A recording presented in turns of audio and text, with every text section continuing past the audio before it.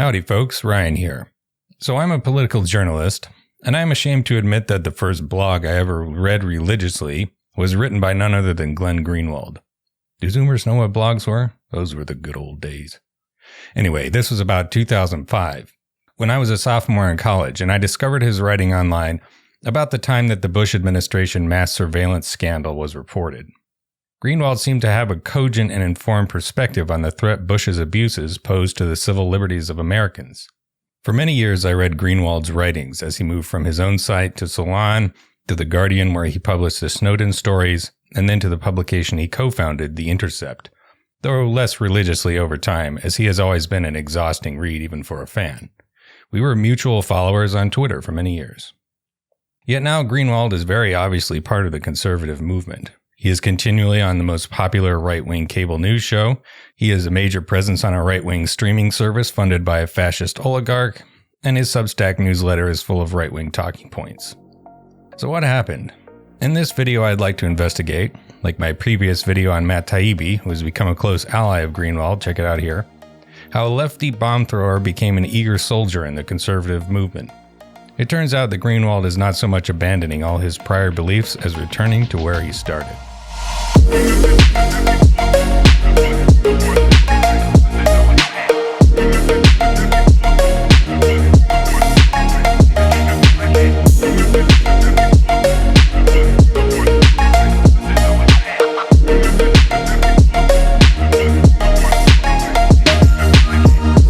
Greenwald used to be a lawyer, and his career was quite short.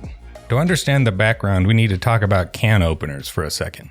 You see, back in the 1950s, a bircher named Ron Klassen made pots of money off a can opener patent, along with investments in real estate. He plowed that money into Florida politics, running against the civil rights movement in the 1960s, but quit after one term and founded a white supremacist cult called the Church of the Creator, also known as the Creativity Movement. Klassen wrote several books stuffed with barely literate gutter racism, and I mean really awful shit, as bad as anything you'd find in Mein Kampf. And his acolytes committed various hate crimes, including a number of bombings and shootings over the years. By the way, I'm cribbing most of this history from a write-up by Dave Newart, who has studied right-wing extremism for many years, link in the description. The terrorist attacks led to lawsuits, Klassen committed suicide in 1993, and the Southern Poverty Law Center then got a judgment against the church that ended it financially. That spelled opportunity for one Matthew Hale, an Illinois man who was 20 years old at the time. He had previously founded something called the National Socialist White Americans Party, perhaps because the actual acronym of the Nazi Party just wasn't racist enough for his liking, and he took the opportunity to seize Klassen's brand equity, as it were. Hale changed his neo-Nazi party into a so-called religion called the World Church of the Creator, and most of the creativity movement followed him. Hale himself went to law school in Illinois, graduated, and passed the bar exam. But a panel of the State Bar Association denied him entry on account of him being a Nazi piece of shit. I'm paraphrasing. Hale sued the Illinois bar. He wanted Jewish attorneys for obvious reasons, and first tried to get Alan Dershowitz. But it turned out that the Dersh was incredibly expensive, and so Hale flipped to the end of the Rolodex and settled on one Glenn Greenwald, who at the time was fresh out of law school. That's right. Old Glenn's first big case in his legal career was serving as a budget Alan Dershowitz for a Nazi cult leader. Hale would bring out all of Greenwald's flaws, his enormous blind spot about, if not failed sympathy for, right-wing extremism, his towering self-righteousness, his total unwillingness to admit error, his half-baked views about free speech, and last but not least, his appalling prose style. Greenwald did not just represent Hale in court, he went hog wild in his defense. On June 30th, 1999, they lost the original case against the Illinois bar, but that was only the beginning. 2 days after losing the case, one of Hale's closest associates, a man named Benjamin Smith, went on a shooting rampage in Illinois and Indiana, driving around shooting at Jews and any other minorities he could find. He injured 10 people and killed 2, former basketball coach Ricky Birdsong, who was shot and killed in front of his children, and Won Jun Yoon, a Korean grad student. Eventually, Smith was cornered by police and killed himself. In April 2000, the Center for Constitutional Rights filed a lawsuit against Hale's church on behalf of a pastor Smith shot under the Ku Klux Klan Act of 1871. This law allows individuals to sue those who violate their civil rights for damages, and the lawsuit alleged that Hale had conspired with Smith to commit wholesale acts of genocidal violence. In response, Glenn worked himself into classic Greenwaldian hysterics. Speaking to American Lawyer in April, he said, "It's all just guilt by association. All they can say Matt Hale did is express the view that Jews and blacks are inferior. There's just no question that expressing those views is a core First Amendment activity." He elaborated, "I find that the people behind these lawsuits are truly so odious and repugnant that creates its own motivation for me." In August, Greenwald spoke to the Los Angeles Times. "Nobody has found a shred of evidence that Matt Hale even knew about the crimes, let alone participated in them," he said. On the strategy of civil rights groups suing white supremacist organizations into bankruptcy, he said it was an abuse of the court system. It turned out that Hale was a lot closer to Smith than he initially let on. "Oh, there's a big surprise! That's an incredible... I think I'm gonna have a heart attack and die from that surprise!" A Chicago Tribune article found it was Hale who had turned Smith onto the path of genocidal white supremacy. Hale had awarded Smith the Creator of the Year, his church's top honor, 6 months previously. According to the Southern Poverty Law Center, police found that the two had talked for 13 hours on the phone in the 3 weeks leading up to the shooting, including a half-hour chat 2 days before Smith opened fire. Hale also produced a registered letter from Smith disavowing his membership of the World Church of the Creator, written 1 day before the shooting. That's what us investigative professionals call suspicious. Still, Greenwald kept at it. In 2001, he filed another lawsuit attempting to get Hale his law license, where he wrote, "The denial of Matthew Hale's application to practice law in the state of Illinois embodies the most egregious and most dangerous constitutional abuses which have again and again been resoundingly declared by courts in this nation to be patently unlawful. In sum, Hale, a well-known and vigorous advocate of racist and anti-Semitic ideas, was barred from the legal profession and denied his livelihood because the individuals sitting on the Committee of Character and Fitness for the state of Illinois happened to disagree strongly with Hale's political and religious views. To describe the denial of Hale's application of practice law, then, is to illustrate the profound dangers it poses to the most basic and valued liberties guaranteed to all citizens by the United States Constitution." This didn't work either. A couple months later, Greenwald was cited by an Illinois district court judge for recording conversations with witnesses in the lawsuit against Hale without their permission, kind of an ironic development given his later anti-surveillance crusade. The plaintiffs asked that the recordings be disclosed and any further recordings be prohibited. The judge agreed, quote, finding defense counsel's conduct unethical under two separate rules, Local Rule 8358-4A4, prohibiting dishonesty, fraud, deceit, or misrepresentation, and Local Rule 8354-4, stating, a lawyer shall not use methods of obtaining evidence that violate the legal rights of another person. Hale finally got into serious trouble when he was sued for trademark infringement by a different real church in Oregon and eventually lost. That prompted him to conspire to murder the judge who oversaw the case in front of an FBI informant, a crime for which he was convicted in April 2004. Even after all that, Greenwald continued to represent this guy. In 2005, he told the New York Times that he thought Hale was wrongfully convicted, but it came to nothing. Hale remains in prison to this day. I'm spending so much time on this story because it's got all the classic Greenwald tropes we know and love today. We've got ridiculous, self-aggrandizing hyperbole. Blocking a fascist from practicing law embodies the most egregious and most dangerous constitutional abuses. Racist bile is not just protected speech, but core First Amendment activity. We've got shrieking insults of his enemies. A pastor who was shot 3 times by a Nazi terrorist is odious and repugnant. And attempting to bankrupt hate groups who commit terrorist acts is an abuse of the court system. Finally, we've got an extreme case of bird-brained liberal lawyer syndrome. First, to torch your career trying to force the courts to admit a Nazi as a practicing lawyer reveals a faith in the legal system so diluted that only an American lawyer educated at top law schools could possibly believe it. The United States has by far the worst legal system in the rich world. Just look at the Supreme Court, or the Fifth Circuit, or the fact that almost every consequential law or regulation is immediately tied up in Kafkaesque legal wrangling for years, if not decades. The last thing this country needs is more Nazis in the courts. From top to bottom, American legal outcomes are blatantly influenced by which party before the court has the most money or political connections, if not literally bought with cash. The oligarch Peter Thiel spent millions in secret, for instance, on pretextual lawsuits to bankrupt the publication Gawker because he didn't like its coverage. More on Thiel in a minute.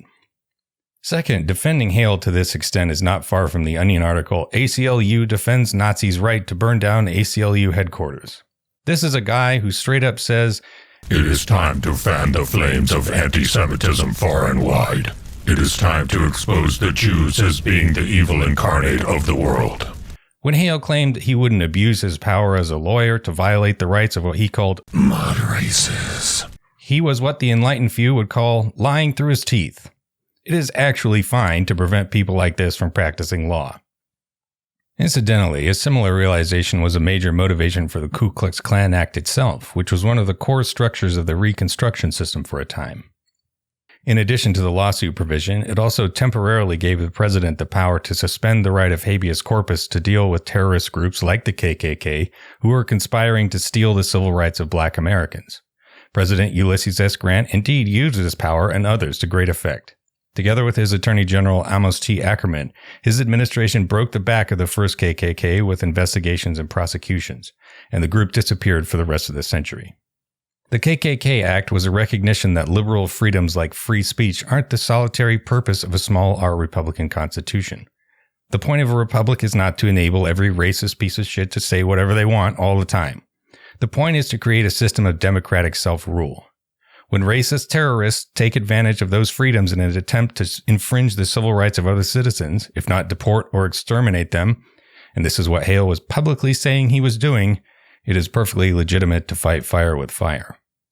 And besides, the guy was a goddamn Nazi. To quote a prominent video game critic, "One of the many advantages of Nazis is that you don't have to justify shit. Hey, this guy's a Nazi. Would you like to drown him in his own piss?" the game might ask. "Sorry, did you say something? I was busy drowning a Nazi in his own piss," we might reply. Anyway, I'm getting off track here. The Hale business pretty much ended Greenwald's legal career, and he turned to political writing. There he made a name for himself as a political blogger focusing on civil liberties, first on his own site and then at Salon. For the rest of the Bush administration and the next several years, ironically, in light of his favorite term of abuse today, he was basically a normie liberal Democrat. He attacked Bush's legal abuses on surveillance and the war on terror, pointed out Republican hypocrisies, and clearly favored Barack Obama over John McCain in 2008. There were just a couple characteristic Greenwald moments in these years. The first was a bilious attack on immigration that he subsequently disavowed grudgingly, and the second was a prolonged flirtation with Ron Paul, despite Paul's long association with conspiracy nuts and racists and his Looney Tunes agenda of abolishing Social Security and Medicare. There were clear echoes here of the Hale story, but when Paul's campaign flopped, that was the end of it. But as the Obama administration steadily embraced or even expanded on the Bush-era security state, including the wars in Iraq and Afghanistan, constant drone assassination, including of American citizens, dragnet surveillance, and so on, Greenwald became a steadily more bitter critic of the Democratic Party and liberalism. That helped him get the scoop that made his journalism career. Edward Snowden reportedly came to Greenwald because he liked his takes. Unfortunately, Greenwald was so tech illiterate that he almost missed it entirely.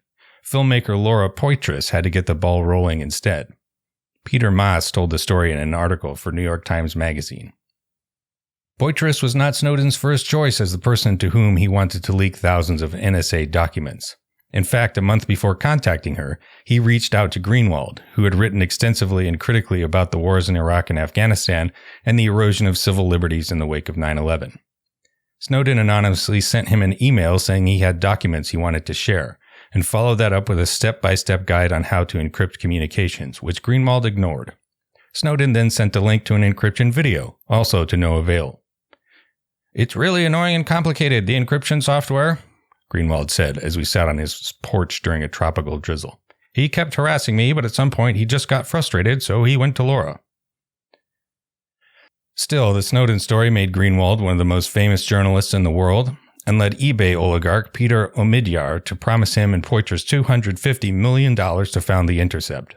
This was going to be a crusading new publication doing the serious investigative reporting mainstream institutions wouldn't, particularly when it came to classified documents. For Greenwald personally, it was a dream gig. He got to write about whatever he wanted and paid six figures for doing it. I want to emphasize that despite Greenwald hugely exaggerating his reporting skills then and now, his work from 2005 to about 2016 or so was generally pretty good, and occasionally good through about 2019. Just like Taibbi, there was a period where his head was screwed on straight, more or less.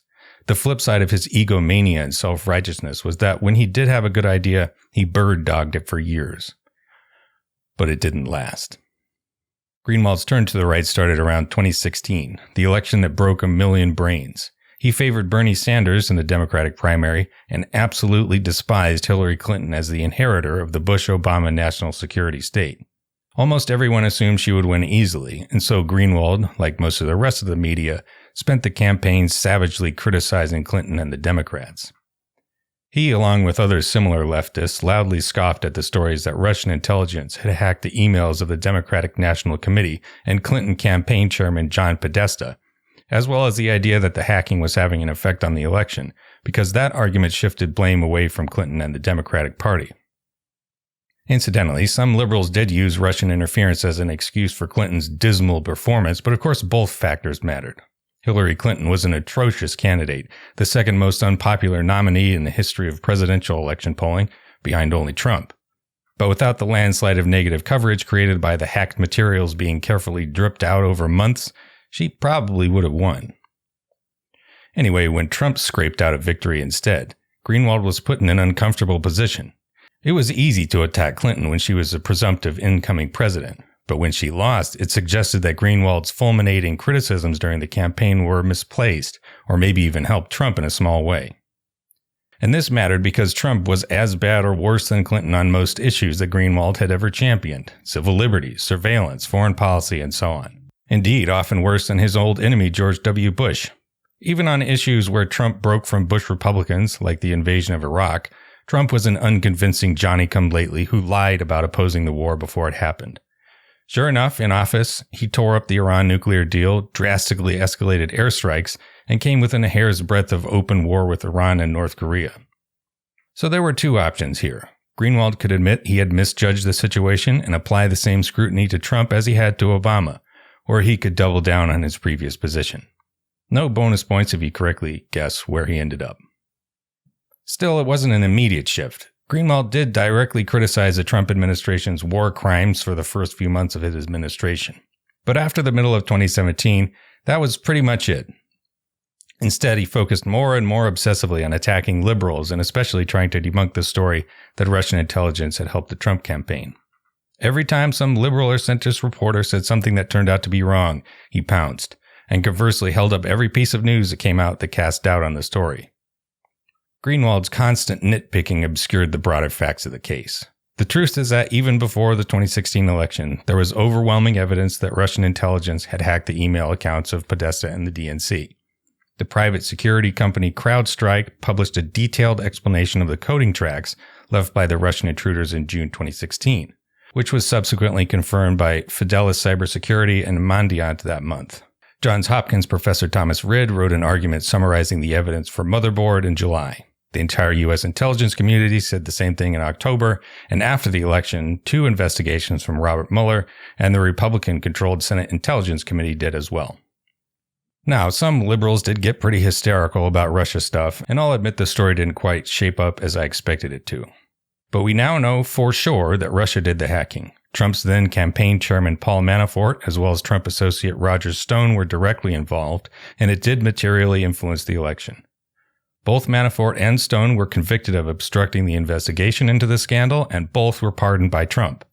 It was far from the only factor in the outcome of the campaign, but it was a big one. And as to whether or not Trump colluded with Putin, any spy stuff aside, he did it on live television. Come on. Russia, if you're listening, I hope you're able to find the 30,000 emails that are missing. I think you will probably be rewarded mightily by our press. Greenwald's reputation and his stubbornness to admit the bleeding obvious about Trump and Russia were what inspired an NSA employee named Reality Winner to leak a classified document to The Intercept in 2017. Ben Smith of the New York Times reported, Miss Winner, then 25, had been listening to the site's podcast. She printed out a secret report on Russian cyber attacks on American voting software that seemed to address some of Mr. Greenwald's doubts about Russian interference in the 2016 campaign and mailed it to The Intercept's Washington, D.C. post office box in early May. So not only did Russia hack the Clinton campaign, according to the NSA, it actually compromised some voting computer systems in some states in 2016. Though there's no evidence the hacking changed any vote totals or voter registrations, that was alarming stuff, no question about it. But The Intercept comprehensively bungled this story. Former television reporters Matthew Cole and Richard Esposito were assigned to report it. Cole revealed to an NSA source that the leak was a physical document, and that it had been postmarked from Fort Gordon, Georgia, thus informing the agency that it had been printed out and probably at its cryptologic center in that city. Then when The Intercept published the story, they also published images of the document itself, which contained special identifying markings. The Intercept guys might as well have just handed her directly to the police, though Winner was arrested before the story ran. It's hard to imagine a more embarrassing circumstance for a publication called The Intercept. After spending a long time in pretrial detention, Winner subsequently was convicted under the Espionage Act and was sentenced to 5 years and 3 months in prison, the longest such sentence in American history, even though her act did not compromise any spies, intelligence programs, or anything else. Indeed, she probably helped American security by clarifying the extent of Russian hacking. After the Intercept story ran, the Federal Election Assistance Commission sent out an email to state election officials instructing them to improve their email security, prompting many to do just that. Former election officials told 60 Minutes that it had helped secure the 2018 election. Winner's ridiculously harsh sentence was clearly a political persecution coming from a Trump administration embarrassed about the contents of her leak. Greenwald was reportedly furious about the security failures, but he also dismissed Winner's evidence out of hand and downplayed any responsibility The Intercept might have had by noting that she had been sloppy with her OPSEC, and so the NSA would have caught her anyway. That may be true, but it's not guaranteed, and moreover, if Greenwald hadn't been so pathologically mule-headed about the Russia story, Winner probably wouldn't have felt the need to leak in the first place. Anyway, Greenwald kept ratcheting up his criticism of liberals and seizing on any way to downplay the Trump-Russia story. He particularly focused on the Mueller report, claiming that it conclusively disproved the entire thing, even though Mueller, a Republican mind you, said that Russia had indeed hacked Podesta and the DNC. Greenwald's unwillingness to admit error in his 2016 coverage was steadily snowballing and consuming his writing. Still, that wasn't yet the end of Greenwald's real journalism. In 2019, Glenn once again struck journalistic pay dirt. A Brazilian whistleblower sent him a huge archive of text messages.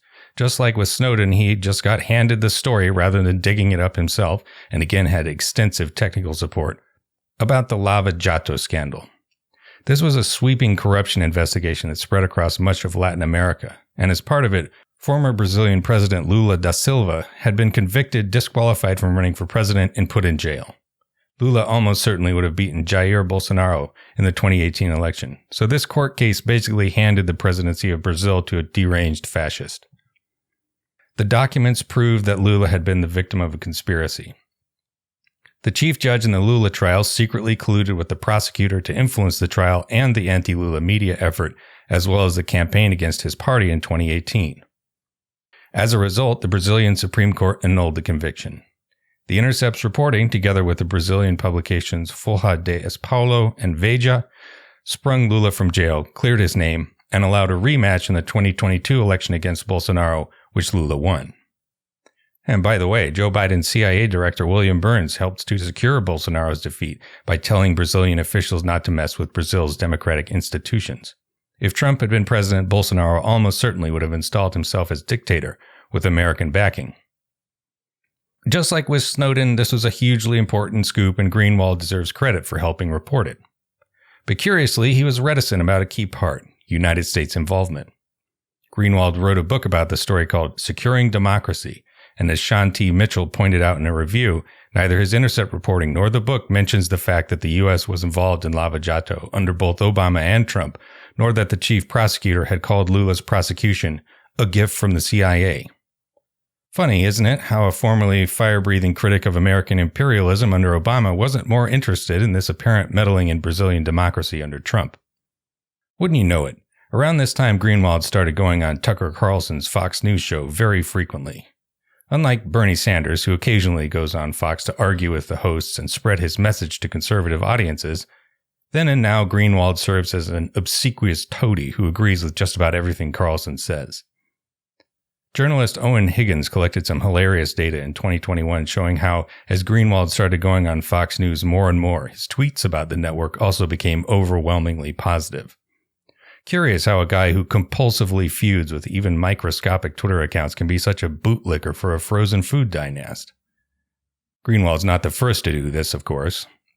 There's a long tradition of supposed liberals going on Fox News to serve as convenient punching bags or to validate conservative talking points. An article from 2007 about Susan Estrich captures the dynamic well. Ever since her stint as campaign manager for Michael Dukakis, Estrich has desperately sought attention by being the very model of the reasonable liberal, the one who goes on Fox News and lavishes Ann Coulter and Sean Hannity with praise and gratitude while repudiating the horrible radicals who are ruining the Democratic Party. She writes one article after the next, like this one from a couple weeks ago on Fox News, in which she wrote, "The Democrats, especially the Democrats running for president, have a problem, and his name is Petraeus," she asked. "But attacking the general who oozes courage, fortitude, and decency?" Hey, I wonder who wrote that. Well, I'll be dipped. But Glenn sucking up to Carlson is a step beyond previous faux liberal Fox sellouts. Tucker Carlson is maybe the single most malignant figure in conservative media, and that's saying a lot. He has been an obvious racist and homophobe for his entire life. His college yearbook has a joke about the Harvey Milk assassination. He regularly repeats white supremacist conspiracy theories. He thinks ending South African apartheid was bad. The staffs of his show and website are infested with hardcore racists, and on and on. He's not as bad as Matt Hale, but his politics aren't far off. Greenwald's steady shift rightward led to increasing tension at The Intercept, culminating in him resigning in a fit of pique when the editors there wouldn't let him publish a pretty dubious article about Hunter Biden's laptop in late October 2020. The details of this drama are too complicated and ridiculous to get into in depth, but Greenwald himself published an email exchange between himself and editor Peter Maas, the same one we just heard from, and suffice to say that I have been a journalist for over a decade, and this note contains some of the most reasonable editorial requests I have seen in my life. It wasn't a coincidence that this was late October in an election year either. As Intercept editor Betsy Reed wrote, "While he accuses us of political bias, it was he who was attempting to recycle the dubious claims of a political campaign, the Trump campaign, and launder them as journalism." Moreover, any serious reporter knows that collaborating with an editor is vital to keep one's argument within the bounds of evidence. Claiming this is censorship worthy of throwing away a six-figure paycheck is the biggest pile of bullshit in the history of journalism. Greenwald certainly could have gotten his article published if he had pared down some of the more outlandish and unsupported claims, but instead he decided to throw a tantrum and claim victimhood. Not coincidentally, this move was enormously profitable. Pretending to be the victim of liberal censorship quickly got him tens of thousands of paying subscribers on his Substack. His good pal Tucker, who gets the best ratings in cable news, now regularly plugs his newsletter when Greenwald comes on. Glenn Greenwald is the most independent of independent journalists. He writes on Substack, where we hope you support him. In March 2021, the Financial Times calculated that he was making $1 to $2 million per year from the newsletter. Then the next year, he got a mid-six-figure contract from the right-wing video site Rumble. You'll never guess who is a major investor in Rumble. That's right, Peter Thiel, who not only used the court system to bankrupt a publication he didn't like, but is also openly against democracy. Now that's what I call free speech and freedom of the press, baby. At least this makes the process of analyzing the source of political bias in the media a lot easier. Many years ago, Edward Herman and Noam Chomsky wrote a book called Manufacturing Consent, which, to simplify a lot, argues that the mainstream media's ownership by for-profit corporations and its reliance on advertising money pressures it into serving as a subtle form of status quo propaganda. But to understand the Greenwald Substack Fox News dynamic, you don't need 411 pages of evidence and argumentation. It goes like this. Say right-wing things on TV, get paid lots of money. This is the real story of the last 4 years of the Trump administration, which is that for a long time on the left, there was a healthy skepticism of the CIA. Yes, there was. There was a lot of anti-war activism in the Bush and Cheney years. That has all disappeared. And the reason it's disappeared is because the CIA, from the very first days of the Trump administration, even before he was inaugurated, devoted themselves to sabotaging the administration because Donald Trump questioned just a few of their pieties, and that can't be done in Washington. Whoever does that must be destroyed. And so the CIA and the deep state operatives became heroes heroes of the liberal left, the people who support the Democratic Party. They're now in a full union with the neocons, the Bush-Cheney operatives, the CIA, Silicon Valley, and Wall Street. That is the union of power, along with mainstream media outlets that are fully behind the Democratic Party, which is likely to at least take over one branch of government, if not all of them, in the coming election. And that is a very alarming proposition because they're authoritarian, they believe in censorship, and they believe in suppression of information that exposes them in any kind of a critical light. I think this puts us in a position to understand how Greenwald became a reactionary. The explanation has economic, psychological, and political elements. It's not like what happened with Taibbi, where he got used to a comfy lifestyle, got Me Too'd, and had to start pandering to conservatives to make up for it. Glenn was making lots of money and chose to give it up. But he did so in a way where 1, he ended up making a lot more money, 2, didn't have to admit to himself or anyone else that he was wrong after making a huge mistake, and 3, could indulge a latent bias towards a certain kind of populist-branded racism. That's not to say it was a clear-eyed, cynical calculation, but money tells. Some people will do anything to avoid admitting they are wrong, and association breeds assimilation, as they say. It wasn't easy, though. This move from center-left to far-right is a major change of perspective, and a more honest person might come clean with articles or books about how they don't believe in lefty politics anymore. A lot of former communists did that in the 1950s and 60s. But Greenwald is not honest. He almost never admits fault or hypocrisy. Instead of saying conservatism is good, he concocts preposterous arguments that actually Tucker Carlson and Steve Bannon are the real socialists because they hate immigrants. I also think this is why he's become so inflamed over the last couple years. As a contrast between his previous position as a normie liberal Democrat and his current position as a conservative Fox News talking head has become ever more glaring. He's had to ratchet up the hysterics to relieve the cognitive dissonance. His typical rhetorical register these days is flipping the fuck out. For instance, when whistleblower Chelsea Manning, someone Greenwald had defended on multiple occasions for over a decade, tweeted that, "I'm terrified of you and everything you do. You're greedy, unprincipled, and I'm embarrassed for ever considering you a friend." Glenn characteristically torched what remained of his journalism career by publishing a bunch of their private correspondence. He argued he was debunking her innuendo, but in reality he was misconstruing Manning's words. She wasn't saying she was frightened of what he might do personally, but of the effects of his new politics. But by pretending she was, Greenwald gave himself permission to cruelly lash out at a credible critic. The fact that both of Greenwald's major scoops relied on people trusting him with private communications didn't seem to faze him. You'd have to be a complete idiot to leak anything to him today, or indeed to talk with him privately at all. Aside from the fact that everyone who has ever leaked to him has been exposed, now you never know when he might fly off the handle and publish your text messages online himself. The final proof of Greenwald's abject submission to the conservative movement, appropriately enough, came with the recent publication of legal filings.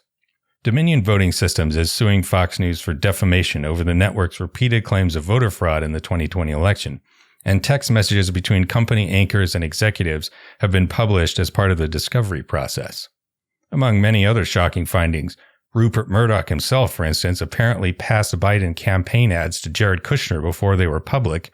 We see Tucker Carlson attempting to get a Fox reporter canned for correctly fact-checking a Trump tweet.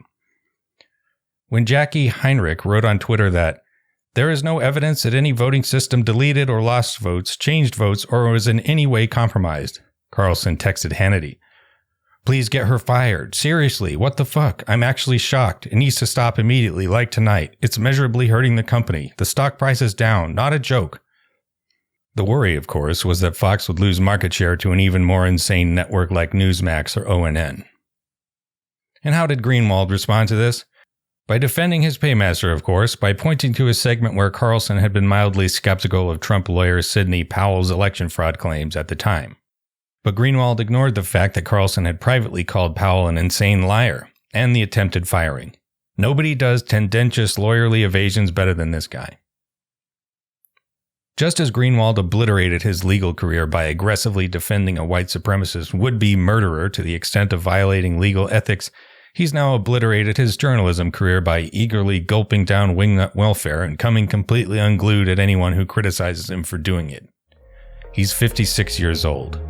Absent some kind of road to Damascus conversion, the rest of his career will be serving as an increasingly less credible leftist, useful idiot for conservative media and the vast market of right-wing suckers. Maybe someday he'll get his own Fox News show. I hope it's worth it to him, because he certainly ain't getting any more Pulitzer Prizes. That's it for today, folks. If you liked the video, why not try another on the channel? Otherwise, like, subscribe, or check out my book and newsletter. I'll be back soon.